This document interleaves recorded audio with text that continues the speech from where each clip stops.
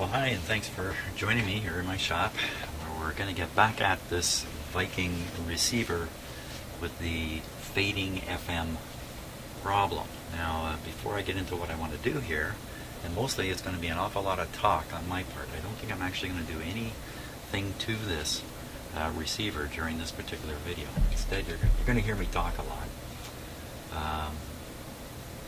The first thing I want to do is just quickly review what the problem is, just in case anybody's starting to watch these videos at this point or has kind of forgotten. So pretty much everything that is going on with this receiver has been resolved. Put the whole thing back together, back in the console, cabinet, everything was done. I was ready to walk away from it when I noticed that the FM reception fades. It fades out, then it comes back, then it fades out, then it comes back. It does that a few times for maybe the first 15 minutes of operation, and then it's okay. Then it's okay. So I think that's a pretty important part, that I warm my car up before I drive it, especially with the weather outside these days. And obviously any tube equipment has to warm up for a minute or so, or 30 seconds before you use it. It could be that maybe the story on this thing is it needs to warm up for 15 minutes before you can really rely on the FM output.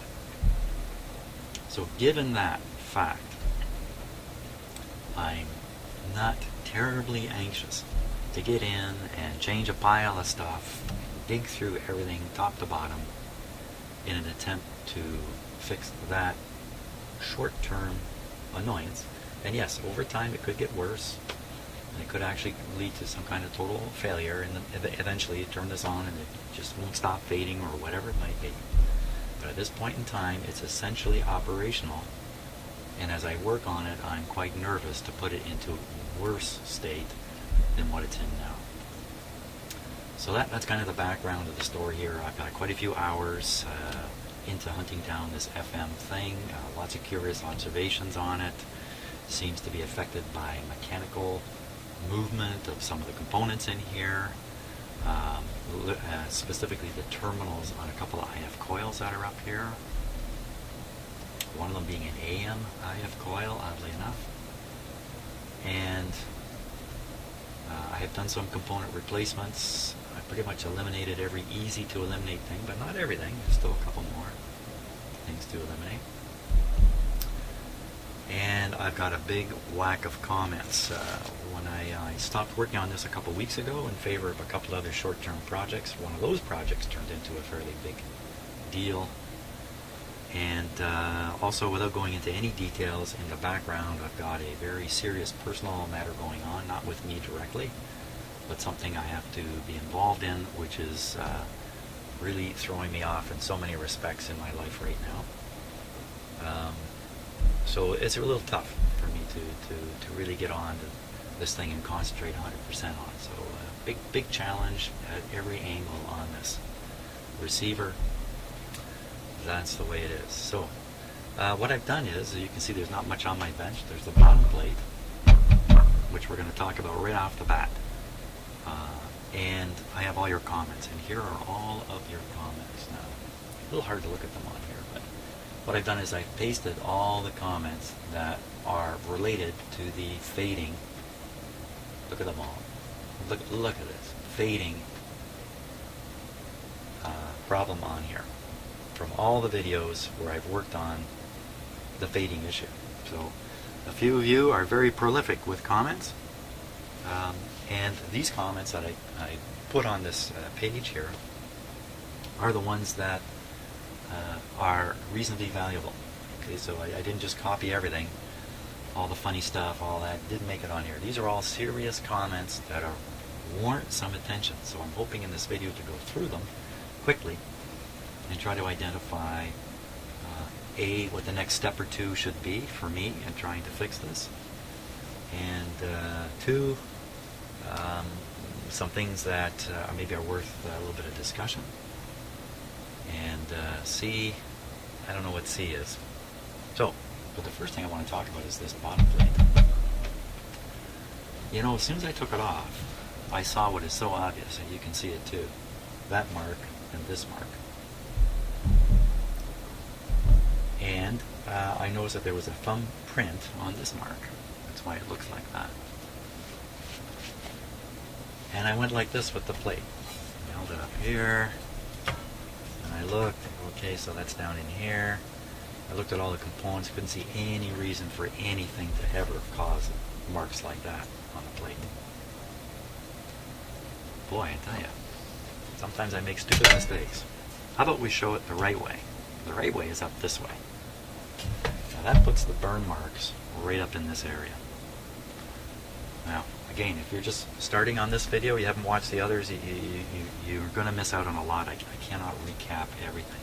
You could go back a few videos, and especially the video before this one. I think it's number 42. It had a little numbering problem. It was originally numbered 41, but in fact it's number 42. If you watch 42, the last video posted before this one, that can get you up to date fairly quick on what the situation is with it. And just to focus on that, up in this area of the receiver, I noticed a lot of heat damage, what looks like heat damage. Now,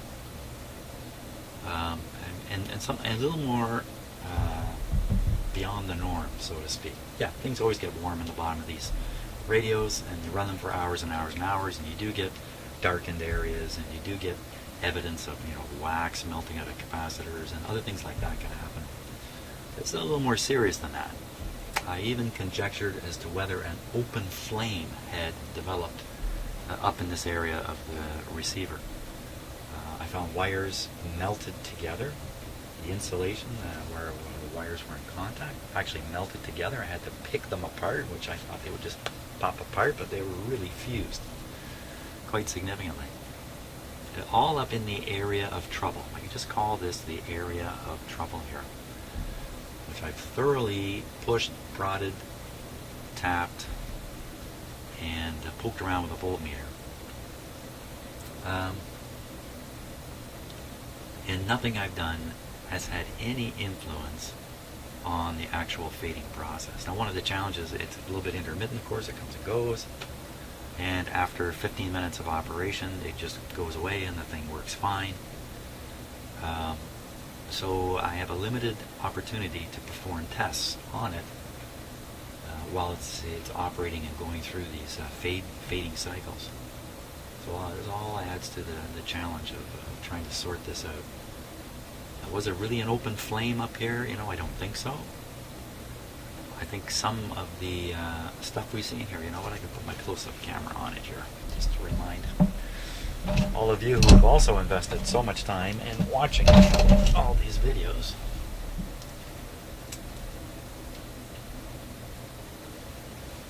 Just flip to that camera.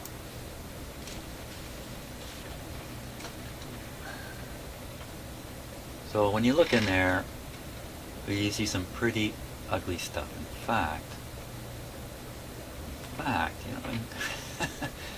here we go. I'm seeing something I never noticed before. Now, whether this is the cause of fading or not is really a big question. Well, when I look at this wire here, and I've never noticed that before, the conductor is exposed right on this wire. Wow. I'm thinking there was an open flame. As you can see on the backboard, a tremendous amount of darkening in that. Lots of white speckled stuff. And you can see white speckled stuff on this messed up wire, down here, all over the place. So what I'm thinking is, and just based on, here I'm going to talk about what I'm thinking before I start going through all these comments.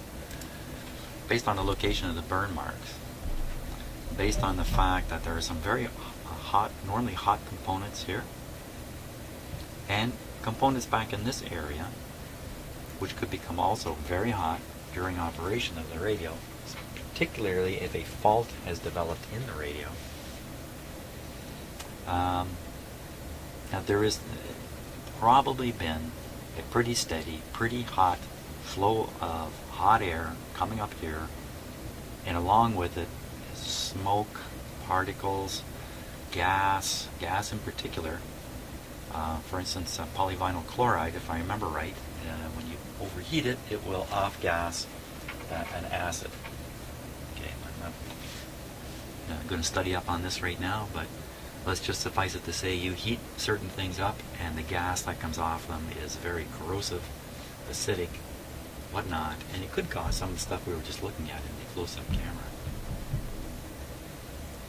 Now let me just put it back on close-up here too. There's a little more background before we start looking at the actual specific comments.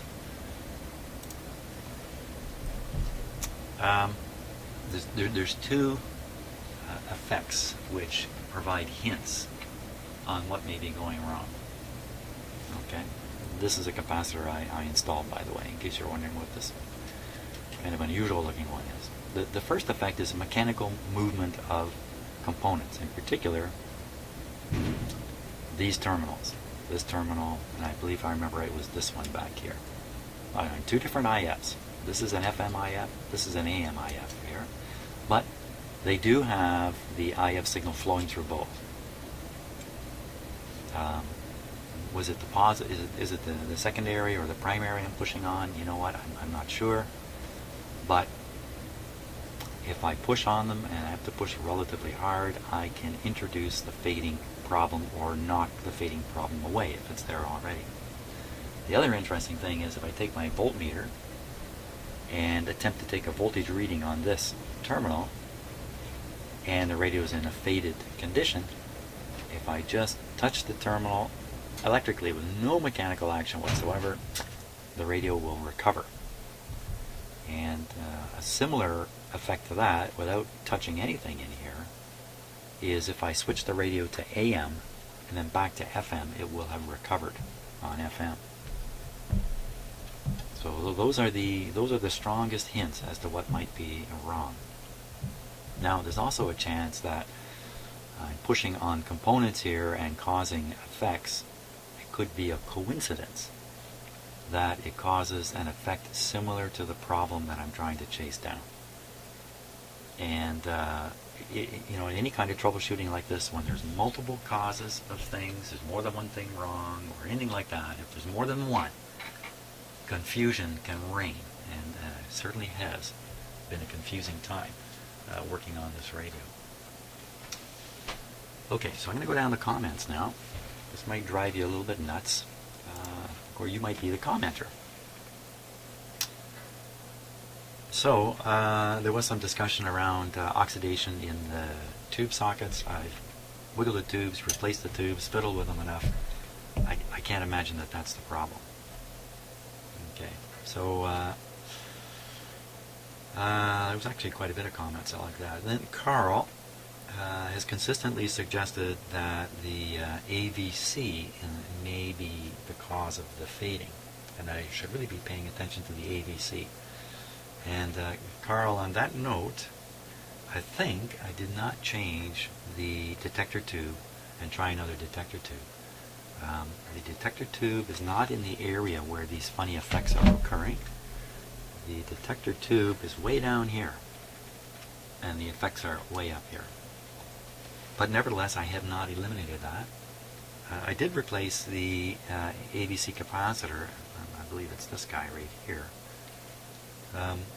But I don't understand AVC in an FM circuit anyway. I'm going to have to read up on that. I can't get my head around just how you can volume control in an FM receiver. So it could just be me, but I'm having trouble with that. That's one of the reasons I haven't pursued it. Seems to be in the wrong area. Think I cleared it away anyway, and can't even understand how it really works. AVC. So that's what's going on with that one. Now, another comment from Mr. On the Workbench Today. He spotted this black capacitor here. Okay, which his comment is he thinks it's protruding out one end. My comment is it looks really good to me. I got exactly the opposite perspective on it. Again, it's down in the AVC area or some other circuitry, not near where the problem seems to be centered. But it is an electrolytic capacitor, I'm pretty sure. And they're suspicious all the time. But there it is, still sitting in the radio. I haven't changed it, simply because in my mind it looks like it cannot be the cause of this kind of problem, and it looks to be in very good shape. What it looks like doesn't necessarily tell you much about how it's working. So, okay. Now, just a comment here about, hey, from Mr. Old Hippie, who always gives me encouraging comments. I just say thanks, Old Hippie. You supplied quite a few encouraging comments of just, you're getting closer, Jim, stuff like that. Well, I just want to mention you because you do comment like that, and it's helpful to me to get some encouragement. Do I have the service bulletin? There were 2 changes to the FM. Yes, I was supplied the service bulletin. Thank you very much, and I was surprised. First, that document could even be found on the internet, but it was at Pacific TV. A good place to pick up schematics for exactly this kind of stuff, electro-home, stereos, and other Canadian things. So I've looked at the service bulletin. It talked about 2 changes that needed to be made. Both of them have been implemented on this radio. I did make a short video showing them, and then somehow that video never made it onto YouTube. I don't know what happened. I don't know if I didn't click record or what. But I can't seem to find it, but you'll have to just suffice it. I'm not going to spend the time to show you now. One is a braid, another one is a capacitor. And both of them were implemented on this radio. In fact, this is the capacitor here, the braid's up on the other side. And my guess is those were implemented in the factory. The bulletin is a field change, but I think on this unit the change was implemented in the factory. So here's another one from, you guys got nicknames here I don't know how to pronounce. Why are you Din One? Why are you Din One? Okay. Be interesting to monitor the grid voltage as a V2. That's half the 12 VA6. Overtime during normal operation and fading time, I believe it's controlled by the AVC circuit. Okay, that's helpful to me. The voltage decreases or increases during the fade, then there's a hint, of course. So again, AVC, I haven't looked at it close enough. There was some discussion here from Jim Popwell, lots of things from Jim Popwell on this, all kinds of ideas. He's got a pretty broad imagination and can think up things that are certainly not within the range of what my head's going to think of. So, but his suggestion was, what about this bias on another tube? Is that going up and down? And I tested it.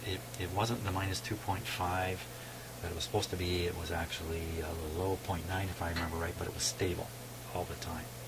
And of course, when I make a measurement on something like that, a high impedance circuit, my instruments, my meter itself may draw the voltage down a little bit. So,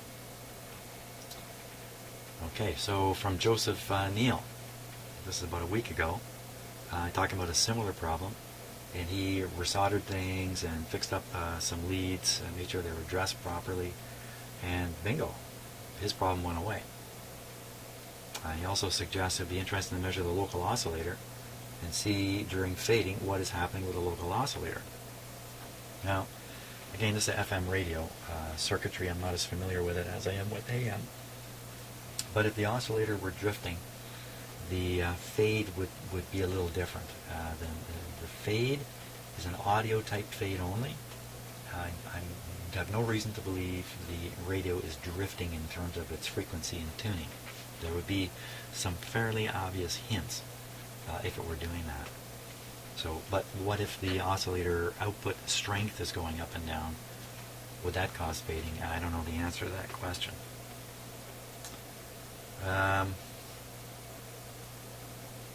Let's see. The Time Spiders, and I think his name is Steve, is suggesting I could check the local oscillator just with another radio. That's true, but again, I just have no reason to think it's drifting.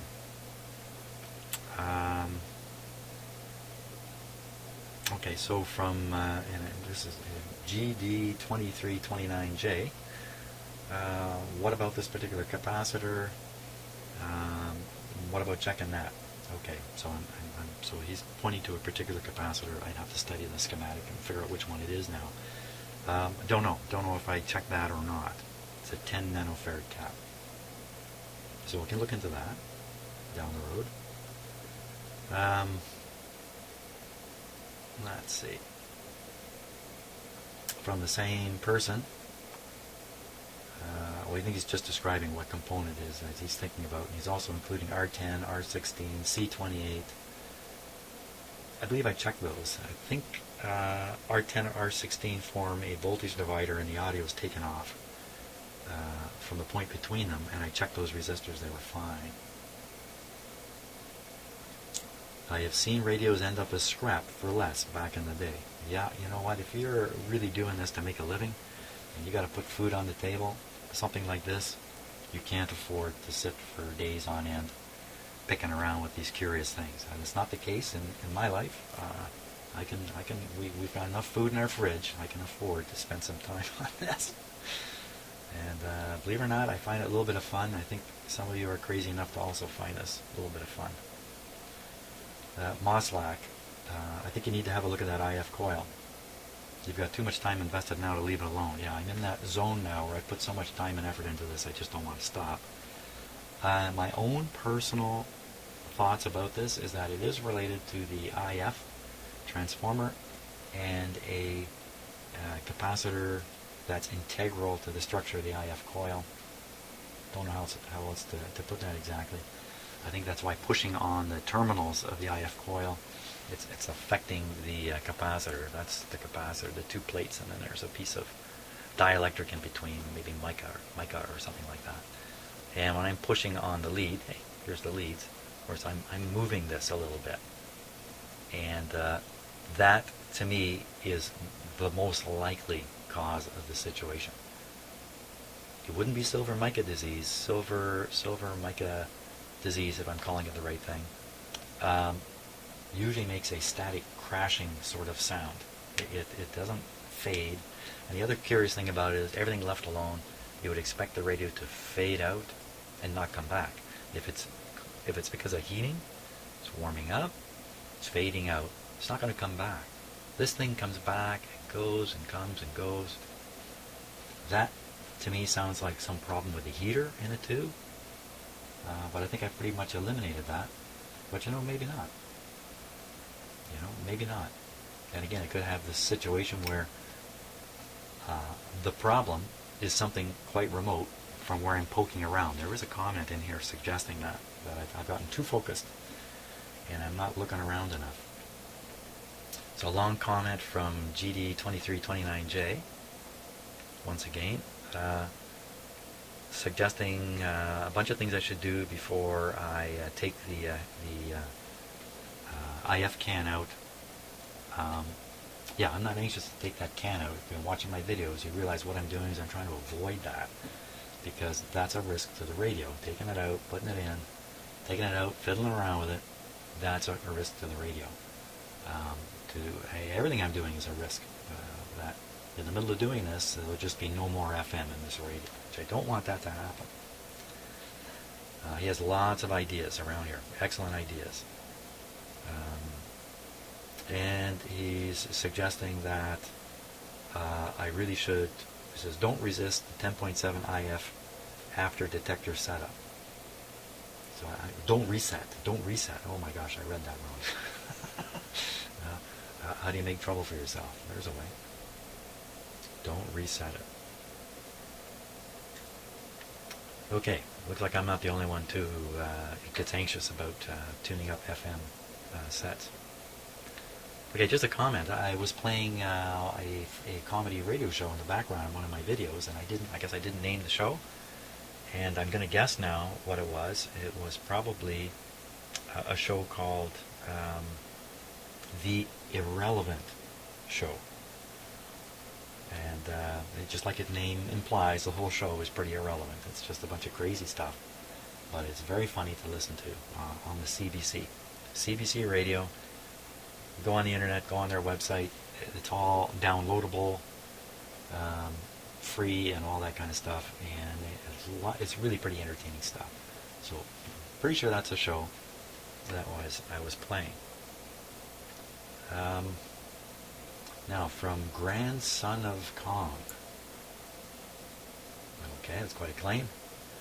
There was some significant heat there due to that wire at the 28-minute mark. Could have an impact on multiple components in similar areas that got baked and cooled and are now way off their design values. The coil should be okay, but the caps and resistors, yeah, who knows? Okay, I agree. When you see the amount of heat that was building up, I'm picturing the heat, because this radio normally sits like this. This is its normal operating position, like this. So you can look down at the top, and that's how it is. You open up the console, you look down on this, so the heat is flowing up. And you know what? If you light a candle, I'm not recommending you do this, so here's the candle burning away there. And you put your finger here, you feel nothing. Just a little bit of heat. You put it here, you feel a little bit of heat. When you get it really in, maybe up here, okay, a little higher. When you get your finger really in the flow of heat coming up here, you'll find out it's actually a very small stream. Assuming that there isn't air, bubbling it up. So, if that's the case, something's really hot down here. There could be a real hot stream of hot air flowing up. And you're going to get to the top here, it's going to spread around, pool, and the heat's going to build in this area. So I wouldn't be too surprised. A hot thing down there causes damage up here, but not in between. Sounds kind of weird, doesn't it? Okay, from Medium Wave Station 64. I think you got a bad cap in one of those IF transformers. That's what I'm suspicious of. But here's an interesting idea he offers. You can try installing an external cap as a test.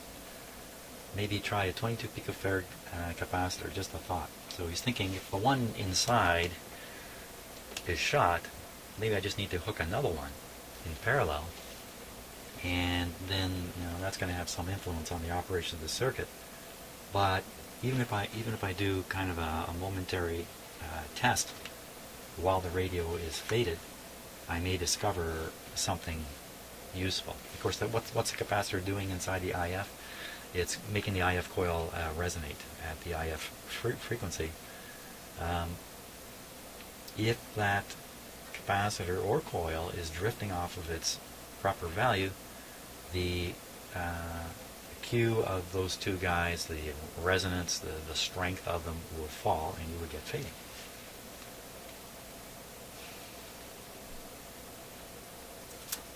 Let's see, on the workbench today says, just a few things caught my eye, as I said before, it can be very deceiving. Okay, so what's happening is some of you are looking at the video and trying to, and of course you are, trying to see what you can see in it, and it's only a two-dimensional image. And of course I'm sitting here with both my eyes operating. I'm seeing everything in 3D. My head is moving around. I mean, I got a huge advantage over a video watcher. Another problem on the video is the lighting, the reflection of light, all that kind of stuff. Our eyeballs are absolutely fantastic compared to almost any camera that you might want to compare it to. So I got a huge advantage here in looking at this stuff. I don't think anything that has been seen on video is what's really going on. Cold joints and things like that. I don't think so. But I certainly appreciate what's going on for those of you watching the video. Including on the workbench today, took a still of the area he was talking about, but frankly I didn't see it until just now. I checked it today, and I think he's taken it down off the internet, so I never actually saw what exactly he was thinking about. He's back on this black capacitor down here. Why don't you just eliminate that, basically is what he's saying. Just check it out. I don't think he's sleeping at night over it. Okay, so Steve says, I know you don't like doing this, Jim, but change the caps in that section of the circuit, replace all those bad wires, and see if that can solve the problem. And he's talking about up in here. Now, a lot of the capacitors in here are ceramic capacitors, and guess what I don't have? I don't have a good stock of ceramic capacitors. How can I do this work without them? Somehow I've made it all the way to here without a good stock of ceramic capacitors. In fact, this guy is the replacement for a ceramic capacitor that I put in. It's not ceramic. It's a different style. So That's one reason why I'm not getting in there and doing that. The second reason is it's really tight in here. This is a really awkward place to work. I'm not attracted to poke around, and it's just out of the range of where the problem is occurring, which is kind of over here. But I don't really know, do I? I wouldn't be sitting here talking about all this. Then from Drew, well, I don't think it's that IF can unless it's one of the caps inside. The FM does not just stop, it fades. Bad cap somewhere, poor connection, cold solder joint. Here's a thought: that connection that you touch with the meter, temporarily connect a high value resistor from there to ground, like 10 meg, and see if it doesn't just correct the problem. You know what? Someone else suggested this to me, one of my mentors, not through YouTube, but just in talking about it. And when I said, well, I touch this thing with my voltmeter and the problem goes away, he said, well, your voltmeter is like a 10 meg resistor. Why don't you hook one up? Permanent. Just hook up a 10 meg to ground. Maybe that's the end of the problem. Could it be that simple? Blah, blah, blah. Also, something charging up and shutting off. I slowly turn the volume up and down. It fades. It doesn't just stop. I would say it's most likely a filament voltage was turned off. But we know this is not the case because you touch that one connection on the IF can with your meter and things go back to normal for a bit, and it's almost instantaneous. It's almost as if the bias voltage builds up and shuts things off, and the meter lead drains it. And that's kind of, I'm thinking two things on this. I touch this thing with my meter lead, and the radio is restored. I'm thinking either, okay, I've drained something away, or I've caused a rush of current, which has somehow, and we're talking about a tiny current, okay, so I don't know, tiny rush, a tiny rush of current, a fraction of a coulomb suddenly moving, and what I'm guessing is it's breaking or making a connection which is microscopically in trouble. Some kind of break in something, some kind of material that's formed maybe around the plates of a capacitor that really touching microscopically, and there's a little tiny effect of touching it with my voltmeter is fixing that problem somehow. I've come across this before in my life, these very strange things. When you touch something, it all comes back. And sure, there's various scenarios in which that can happen. But let's see. Look at all the wiring that's gotten hot. Is there some kind of capacitor effect? I don't know that there was a fire, but something got hot enough to smoke and cause insulation to bubble and melt together. Other than that, give it to my cat Draper and let him have his way with it. Right. And then, also, if you find out what is the problem and fix it, add some sort of heat shield around those resistors. Add a few air holes to the bottom to vent it better. It may add some life to the limited life it's got left. And of course, it would be kind of foolish for me to solve the problem. But really, the problem is the symptom of the problem. The real problem is this tremendous amount of heat. I don't think it's normal. I think this is more an event that took place than a long-running situation.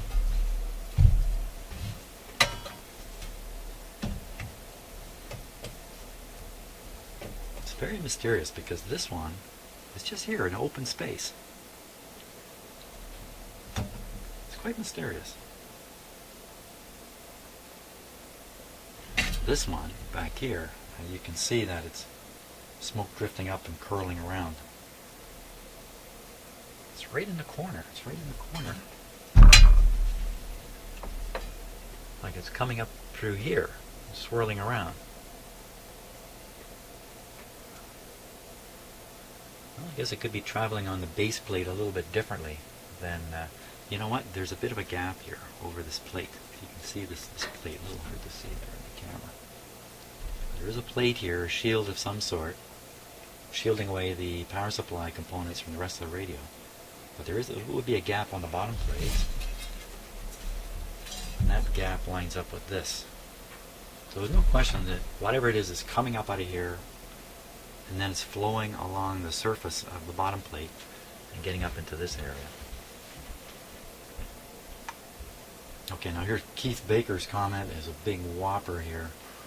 I've gone through it once or twice. There's a whole pile of ideas in here. I feel your pain, he says. Yeah, I'm happy to share my pain. Given the fading can be initiated through mechanical manipulation, I would search for a corroded ground connection or cold solder joint. Before you found the mechanical trigger for the fading, I was focusing on the large capacitor in the radio detector. I think I changed that down here. Capacity actually holds a charge based on the phase difference in the center tap detector transformer. So he's explaining exactly how the detector actually detects the audio signal. If that leaks, I think the audio would fade. Also, there's a resistor that should come off the center tap that sets the volume. That's true. If that resistor has a problem, it'll also affect the audio level. Well, it's all way down in here. But I've been poking around up in here. And all that heat stuff is up in here. One other observation is that the area you're working in seems to have suffered some severe heating. Yeah, several of the resistors look like they may have been quite overheated, especially the 2K. And it's probably this guy right here. I'd replace them, or at least verify they're within tolerance. If you like to repair more of this old equipment than I have, but in the equipment I have found many resistors that are out of tolerance, and it creates a cascading performance issue. Well, this is true. It's just like us physically getting older. You know, it's not that our leg is worn out. It's that both our legs, our arms, our neck, our head, our heart, all over. Everything is getting weaker as these things get older, and cascading sort of problem. You know, weak legs, you fall down. Now you've hurt your hip. On and on and on it goes. So, fortunately, I'm not quite cascading yet in my life. What else? My guess is it might be He's just talking about the resistors, and there is lead capacitance. And my guess is the capacitance is somewhere around 20 picofarad. If there is some floating ground connection somewhere, this might just bleed off enough charge to restore the fade. One of the things I would try to use is an FM modulated carrier, vary its input amplitude to see if the time between fades changes as a function of the input signal amplitude. Whoa, okay, that's quite a test. You can vary both modulation level, RF signal, and see if this has any effect. You know, I do have a piece of equipment I could do this with, but I'm not familiar with the piece of equipment, which means it's a big challenge for me to attempt that. I'd have to verify the piece of equipment is operating properly, and have to learn how to use it too. So I'm talking about in the dark. There he is, this guy up here. Okay, so I have another FM signal generator here, but this one's not nearly as flexible,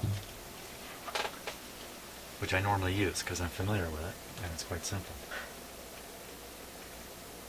Another far-fetched idea is that you are working at the low gain part of the radio, and small changes here create impulses that kick the detector into working again. Back to my original detector idea. Well, this is an interesting notion. Someone else, I think Jim Popwell mentioned this too, that when I'm triggering the restoration of the signal, it could be that the actual correction is occurring somewhere else. I'm passing a shock through the radio, if you like, and it's affecting something at some distance from here. Hey, you know, maybe. I don't know what else to say to that. Likely a false trail. Well, okay. Let's see.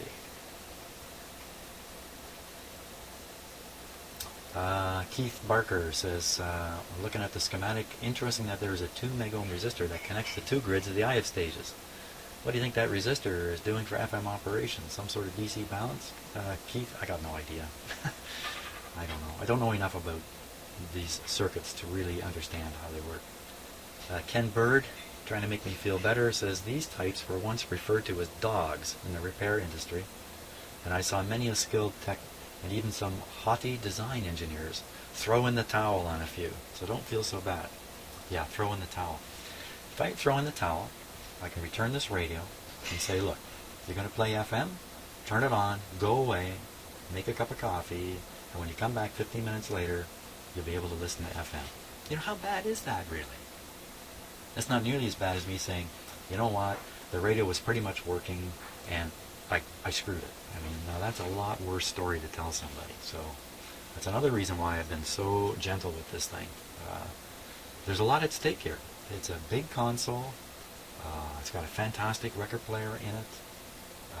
You can't replace this with another thing. It's just not going to work. This has to be in there. It fits in. It's the look. It's everything. So, you know, if I bugger this thing up,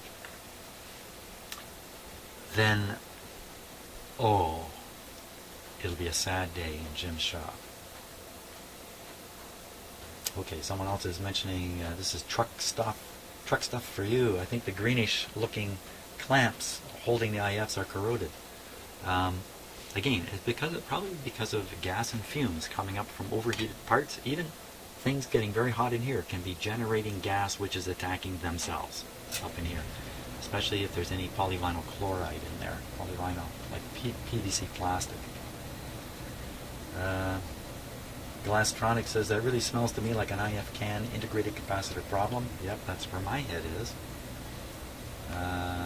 jpen.com says maybe an optical illusion. What's that dark blob under the new cap you just added? The dark blob. Let's see if we can get a look at it. That dark, because I saw it too and wondered what the heck is that? The new cap I added. There it is. Okay, so that's just a ground solder spot. Yeah, that's all it is. You know, when the lighting is funny, something like that can look pretty odd.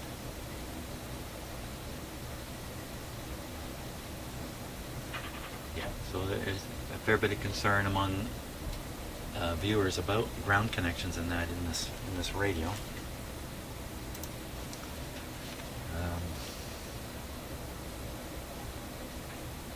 Okay, so DC to daylight 1 has said I'd reflow the solder again. Then I try replacing that disc cap hooked up to the joint. If that doesn't fix it, you probably have a loose wire in the IF. But that's only a guess. You know, I have had a radio where the IF coil wire, where it's soldered to the terminal, had failed from corrosion. This radio's got stuff corroding in it. And that failure, again, is one of these microscopic, super, one atom spaced out thing that can be affected by almost anything. Talking too loud, my cat stomps on the ground, I wiggle a terminal, I touch it with my voltmeter. Now, I tried to, on the reflowing thing, I have resoldered a number of connections, but I haven't gone through and tried them all. But I've done these ones on the IF, and I heated them up a lot in the hopes that the heat would travel up and either make this problem apparent or solve it. And in the end, it had no effect. So maybe I didn't flow enough heat up there, or that's just not the problem. Very mysterious. Tig1 says, hey Jim, to me it looks like there was a fire in there by the black marks and the charred wire. I'd check all the wires and components in that area. I am going to take a much closer look up in this area and see if there's something I've missed.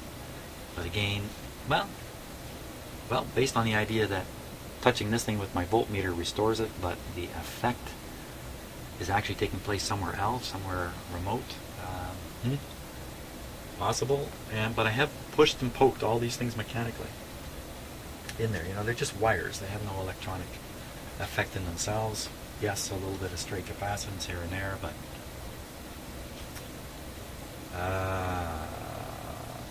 hey, I think I'm at the bottom here. The last comment is again from Tig1. I don't know, but that much heat in that spot could have heated up the IF terminals enough to damage an internal IF cap or do something to the windings. Maybe take some resistance readings of the IF windings and clear them of suspicion. Which, of course, a very valid troubleshooting technique is to try to eliminate things. So that took 45 minutes of talk. Wow. But I really appreciate all these comments. I have a number of things now.